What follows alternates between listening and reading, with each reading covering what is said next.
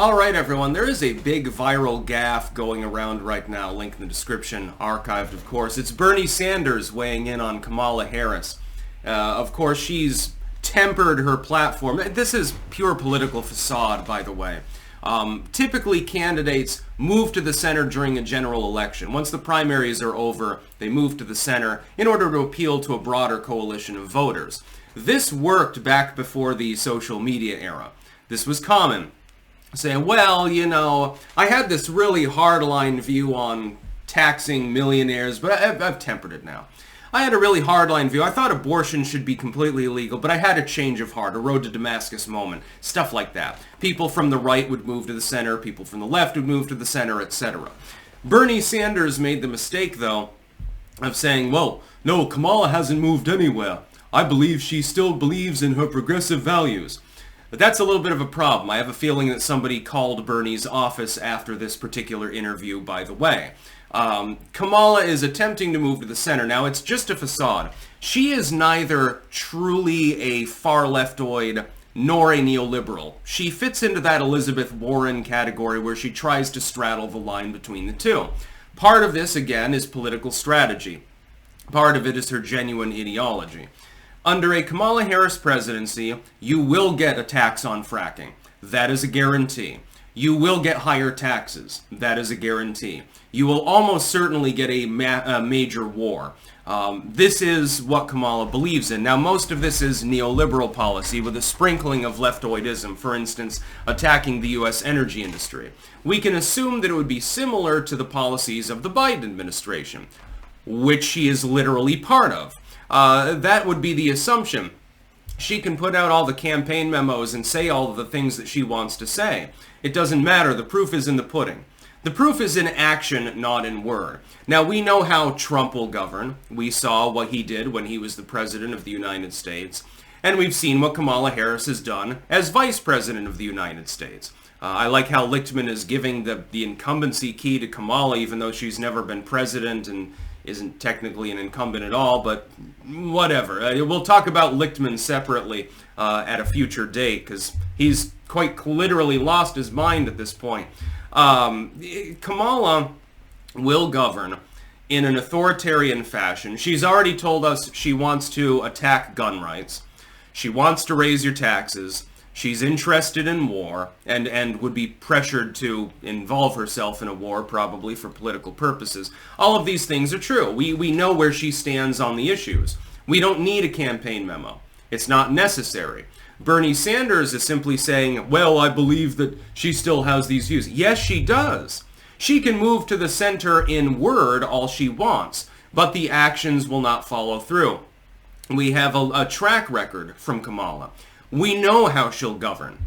We already understand the sort of things that she's going to say and do because we've seen it for several years. We've got her record as a state's attorney, for example. So tough on drugs, tough on crime, which is hilarious because she was also in favor of defund the police, and that one's not entirely clear where she stands, actually. We're not entirely sure. We know where Trump stands, though. Oh, back the blue. I may not always agree with that, depending on the actions of the officers, but it's better than the alternative of letting our streets decay into a pile of wreckage. That appears to be what Kamala would do. She's going to be taken in, and here's the other threat. Kamala Harris is part of a party that contains a significant cohort of people that are very, very far left. They're anarchists and communists and things like that. She's not an anarchist. She's a big stater, liberal actually. But she's going to have to appease them. The Democratic Party has already had problems over the last few decades with appeasing the far-left cohort. This is why when Obama, actually one of the few sane things that he did, towards the end of his tenure, he was being pressured by environmental groups to ban oil extraction and things like that, to go after the energy industry. To his credit, Obama refused to do so. He said, no, I'm really not interested in that. That sounds like a bad political idea. And he stood out of the way when fracking began, when sideways fracking was developed and things like that. He stood out of the way. I have to give Obama begrudging credit. He actually started the U.S. energy boom. Most people don't realize this. They think that Trump was the one that did that. Now, Trump continued it very gleefully and expanded it. He did a very good job with U.S. energy, all things considered. Technically, though, the seeds were sown by Obama. Trump just watered and fertilized the seeds. Yeah, he did most of the effort, but Obama got it going. Do you think that Kamala won't be pressured by the ever-increasing chorus of far leftoids on this issue? Of course she will. The danger is that because she's like a focus group politician, like a Hillary Clinton sort of person, or an Elizabeth Warren, that she can be swayed in that leftoid direction. The real problem is that she might not stick to her neoliberal guns.